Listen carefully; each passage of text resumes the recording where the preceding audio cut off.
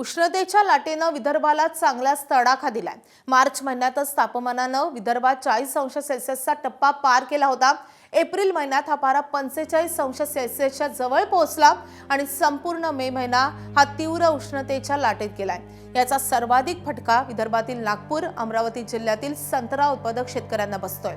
आतापर्यंत आंबिया बहराचा 80% संत्रा गळून पडलाय। विदर्भात 1,40,000 हेक्टरवर संत्रा पीक घेतलं जातं। सरासरी एका हेक्टरवर 20 टन संत्र्याचं उत्पन्न होतं।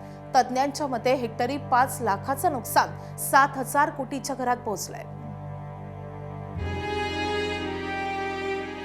वातावरणातलं जे तापमान वाढ आहे हे एकाएकी मार्चपासून जे वाढायला लागलं आणि म्हणजे एप्रिलच्या पहिल्या आठवड्यात तर एवढं वाढलं की जे मेमध्ये राहते 42च्या वर ते एप्रिलच्या पहिल्या आठवड्यात वाढलं।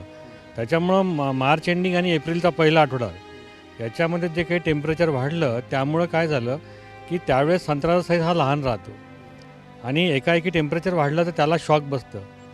त्या काळामध्ये खूप मोठ्या प्रमाणात 70 ते 80% फळगळ झाली।